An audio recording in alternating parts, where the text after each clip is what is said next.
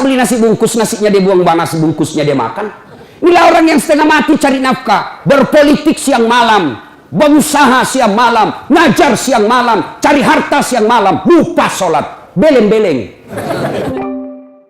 Ibu bapak, saudara-saudara sekalian, teristimewa yang kita muliakan dengan semulia-mulianya, tuan-tuan guru kita, para habaib, para alim ulama, ustadz-ustadz pengasuh Majelis Zikir Al-Ihya yang insya Allah dimuliakan dan dirahmati oleh Allah Subhanahu wa Ta'ala. Suatu kali Nabi bertanya kepada sahabat, saudara-saudara sekalian, dalam dirimu ada segumpal darah. Apabila segumpal darah itu baik, maka baiklah seluruh anggota tubuhmu. Tapi apabila segumpal darah itu rusak, maka rusaklah seluruh anggota tubuhmu. Sahabat bertanya, kalau begitu apa gerangan segumpal darah itu ya Rasulullah? Nabi menjelaskan, dialah qalb, hati. Ini berarti bahwa pengendali utama dan pertama baik tidaknya sifat dan akhlak kita tergantung dari hatinya. Kalau hatinya baik, hatinya sehat, tutur katanya enak, perbuatannya menyenangkan orang, kelakuannya tidak mengganggu orang lain. Kalau hatinya sehat. Kalau hatinya sakit, tutur katanya tidak enak didengar, kelakuannya merugikan orang, perilakunya menjengkelkan orang. Kalau hatinya sudah sakit. Pertanyaan, hati yang ada di sini, ibu-ibu, sedulur-sedulur, bapak ibu sekalian, sehat atau sakit hatinya? Cepat benar mengaku. Ngaku. Sebelum kita ngaku sehat atau sakit, periksa dulu mana penyakit-penyakit hati itu. Harus tahu dulu mana penyakit-penyakit hati. Setelah kita tahu, ayo cross check, nyambungkan, connectingkan. Oh, ini saya nih, sakit hati saya. Ini tidak, sehat hati saya. Nah sekarang perlu kita tahu apa saja jenis-jenis penyakit hati itu. Inilah yang kita bahas pada taklim kita kali ini, penyakit-penyakit hati, dengan harapan pulang majelis hatinya sehat. Penting ini Pak. Kenapa? Di akhirat tidak ada orang masuk neraka gara-gara penyakit kusta. Kenapa masuk neraka? Kusta Tuhan. Anda. Kenapa masuk neraka? Ngontrak-ngontrak Tuhan, tidak punya rumah. Tidak. Kenapa masuk neraka? Sombong. Kenapa masuk neraka? Takabur. Kenapa masuk neraka? Ujub. Penyakit hati. Ini penting. Coba, kalau Bapak bawa mobil dari Jakarta ke Bogor, yang nyetir tangan, yang berpikir sepanjang jalan otak, gas rem kaki. Tapi begitu ada tikungan, apa tertulis? Hati-hati. Iya toh? Tidak tertulis otak. Padahal otak yang berpikir. Iya, begitu pentingnya hati. Coba di lapangan terbang, bandara, ada pengumuman. Apa yang diumumkan? Perhatian. Padahal yang berpikir otak, yang menulis tangan. Pengumuman perhatian. Tidak ada pengumuman perotakan. Berarti memang ini hati adalah raja. Karenanya sehatkan hati kalian. Mari kita lihat dalam kitab Ihya Ulumuddin, itu banyak sekali jenis-jenis penyakit hati. Mari kita lihat satu-satu. Mudah-mudahan cukup waktu. Yang pertama, yang paling banyak ini, al-mutakhawilu bis sholah, menganggap enteng sholat. Mana yang disebut menganggap enteng sholat? Mereka yang sudah tahu sholat 5 waktu wajib, tapi mereka tidak mau melaksanakan. Inilah puncak kehancuran hati manusia. Karena ada orang begitu, bersinah takut betul, ngambil sendalnya orang takut sekali, tidak puasa takut dosa, Ramadan 30 hari puasa tapi tidak sholat. Kan ada yang begitu. Takut dia ngambil nasinya orang, takut dia ganggu istrinya orang, tapi begitu tiba waktu sholat dia merasa tidak berdosa. Kan ada perasaan begitu. Lewat sholatnya 5 waktu, sehari dia tidak sholat, merasa tidak punya dosa. Inilah puncak hancurnya hati kalian. Ada yang begitu kan? Setengah mati cari duit, dari pagi cari duit sampai malam cari duit, tapi lupa sholat. Inilah yang selalu saya istilahkan, kerja cari duit, begitu dia lapar beli nasi bungkus. Sayangnya setelah ada nasi bungkusnya, nasinya dia buang, bungkusnya dia makan. Ini orang Bugis bilang beleng-beleng. Tahu beleng-beleng? Dongo. Tahu dongo? Beleng-beleng. Tahu beleng-beleng? Dongo. Tahu dongo? Reke Guring bilang dungu.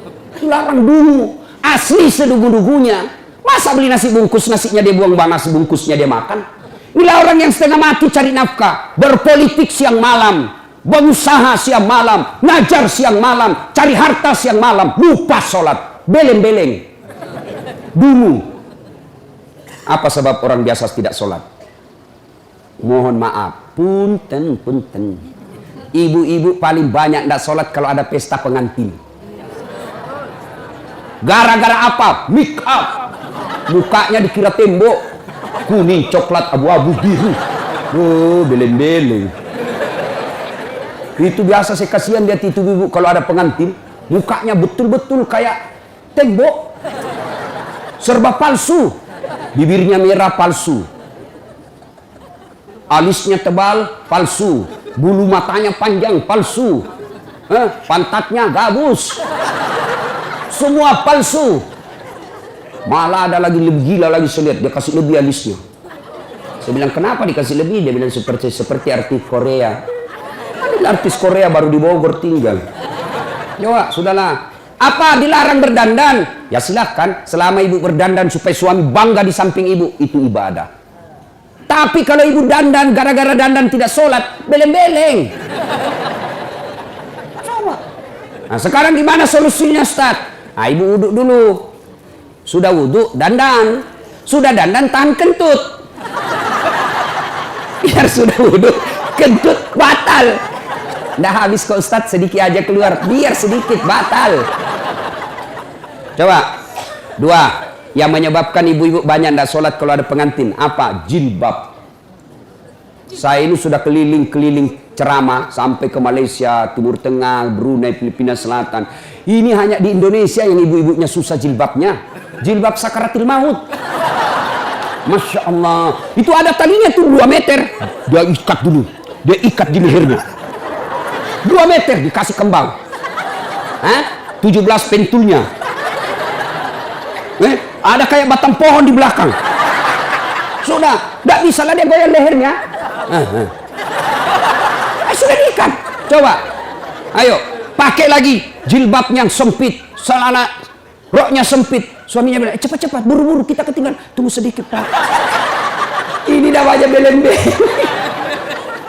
Tiba waktu sholat. Hayya 'alas shalah. Suaminya bilang, Bu, baru aja kau pulang umroh. Itu baru 2 bulan yang lalu kau pulang umroh. Ini sudah mau asar, kau belum sholat duhur. Sana pergi sholat. Apa kata istrinya? Sadar kau, Pak. Saya sadar, saya suruh kau sholat. Kau nggak lihat ini jilbabku? 2 jam makainya ini. Nah, beleng-beleng. Sudah ya? Bu. Yang paling banyak perempuan tidak sholat kalau ada pesta. Ini kalau laki-laki kapan banyak tidak sholat? Ada Piala Champion. Subuh tidak sholat subuh. Gara-gara sepak bola. Begitu nonton dari jam 2, seri adu penalti. Bersamaan azan subuh. Pilih mana, Pak? Bapak pilih mana? Pergi sholat, ketinggalan gol. Nonton, ketinggalan sholat, akhirnya apa? Diambil sajadahnya, sholat depan televisi. Ini lebih beleng-beleng. Ayo. Demi Allah, apa alasan orang biasa tidak sholat? Ustaz, saya kaya Ustaz. Dia kaya aja dia tidak sholat. Ada yang kalah kayanya Nabi Sulaiman? Ada yang kaya Nabi Sulaiman? Nabi Sulaiman itu pekarangan rumahnya emas. Ada di sini pekarangan rumahnya emas. Paling kalau orang Bugis, kalau paling kaya giginya dikasih emas. Coba. Dia cakep Ustaz. Ada yang kalah Nabi Yusuf? Ayo. Itu cakepnya Nabi Yusuf. Bayangkan cakepnya itu manusia. Ibu-ibu disuruh ngiris-ngiris bawang. Suruh lewat Nabi Yusuf seperti Pragawati. Yang kalau di atas apa itu? Catwalk. Lewat Nabi Yusuf. Ini ibu-ibu. Masya Allah. Ini bukan manusia ini. Cakep betul. Tidak sadar, dia iris tangannya. Dia tidak rasa begitu terpesonanya dengan mukanya Nabi Yusuf. Segagah-gagahnya Ustadz Das'ad. Jangankan ngiris bawang, kentut aja hilang perhatian. Coba. Gagahnya Nabi Yusuf, tapi tetap taat beribadah kepada Allah. Saya kuat Ustadz, binaragawan. Ada kala Nabi Musa. Nabi Musa itu Bu, kalau dia kunci badannya, tembus itu bulu-bulu di bajunya. Kalau dia kunci badan, terlempar songkoknya. Kalau dia tinju orang, belum sampai tinjunya sudah jatuh itu musuhnya. Ini orang Bugis bilang karate do, karate campur doti. Doti itu magic. Coba, hebat. Saya cerdas Ustaz. Ada yang kalah cerdasnya Nabi Nuh. Sampai detik ini tidak ada orang arsitek bikin perahu di atas gunung. Semua mereka bikin perahu di pesisir pantai. Nuh alaihissalam di atas gunung bikin perahu. Cerdas, tidak sombong, tetap sujud beribadah kepada Allah. Apa lagi? Hah? Ada apa? Apa alasanmu lagi? Tinggi pangkatnya Ustaz. Ada yang kalah pangkatnya Rasulullah Muhammad SAW. Beliau adalah penghulu para nabi. Penghulu para nabi. Apa yang kita mau alasan tidak mau sholat? Jelas? Demi Allah, tidak ada keselamatan bagi mereka yang menganggap enteng sholat. Ustaz, saya ini merantau Ustaz dari Sumatera. 30 tahun sudah saya di Bogor Ustaz. Tidak bisa lepas dari kredit. Rumahnya susah, masih ngontrak-ngontrak Ustaz. Periksa sholatmu. Anak saya nakal betul Ustaz. Periksa sholatnya. Saya sholat Ustaz. Betul kamu sholat, tapi tidak ikhlas. Asar lagi. Barusan duhur. Kok tidak ikhlas bos? Ayo. Saya ikhlas Ustaz. Mana ikhlas sholat duhur sudah dekat asar? Ikhlas kan namanya itu. Ayo. Mana ikhlas sholat asar sudah dekat maghrib. 1 kali wudhu itu sudah sholat asarnya. Itu juga maghribnya. Mana? Maka kalau hidup kita susah, jangan cari kambing hitam. Lebih periksa sholatnya.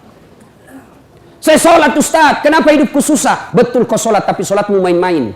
Tidak semangat ketemu Allah. Allah.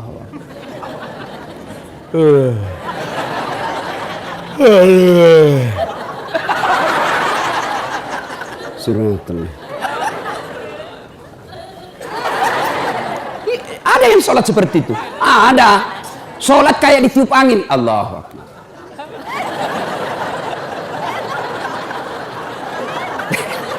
Siapa ajar kau sholat begitu? Ada juga sholat yang terlalu semangat. Allahu Akbar. Ibu ketawa karena membayangkan diri sendiri lah. Makanya kalau ada masalah dalam hidup, ayo pertama yang harus kita selesaikan, sempurnakan sholatmu bos. Saya sholat Ustaz. Betul, ibu sholat. Tapi ibu yang pakai baju sholat sudah 3 hari tidak dicuci. Ketemu Allah pakai daster. Tinggi sebelah lagi. CD-nya 2 hari tidak dicuci dipakai. Begitu sholat gatal semua. Siapa ngajar sholat seperti itu? Ayo ya, mulai hari ini koreksi sholatnya Bu. Ibu saya di kampung itu 14 anaknya Bu. Tidak ada sekolah. Bahasa Indonesia tidak lancar. Tapi yang membuat saya kagum, kalau mau sholat dia ganti bajunya. Saya aja belum mampu seperti itu. Itu di ruang tidurnya, dia gantung kudung dengan bajunya, dengan ada yang pembungkus kepalanya. Setiap beliau mau sholat, pasti dia ganti baju. Masya Allah. Selalu ini yang membuat ibu saya doanya makbul. 14 anaknya. Ibu cuma 1 anaknya tidak bisa ganti baju kalau mau sholat. Yang ketawa, saya serius ini Bu. Masya Allah. Bapak-bapak, adik-adik, kalau ada yang sampai sekarang belum dapat kerja yang baik, koreksi sholatmu. Ayo, apa susahnya sholat bos? Apa susahnya sholat? Lebih susah puasa, 30 hari kita lapar. Lebih susah haji, ngantri. Umrah aja aku kejar-kejar, sholatmu tidak bagus. Ayo. Mau zakat sedekah berat, ada duit modal. Sholat yang penting ada maumu. Haji sekali setahun. Umrah perlu modal. Sholat 24 jam Allah menunggumu. Subuh Allah nunggu. Tengah hari capek Allah tunggu duhur. Sore mau curhat Allah tunggu asar. Maghrib selesai kegiatan Allah tunggu di maghrib kita. Mau tidur silahkan curhat sebelum isya. Tengah malam bangun tidak bisa tidur. Yuk kau sholat tahajud. Cuma kita tidak sadari kekuatan sholat. Sholat kecil buat Allah kasih kalian rumah. Kecil buat Allah kasih kalian jadi anggota DPR. Kecil itu asam urat. Kecil itu kolesterol. Perbaiki sholat. Cuma kita kalau sakit langsung ke dokter. Memangnya dokter yang sembuhkan kamu? Ke Allah dulu. Allah, dokter.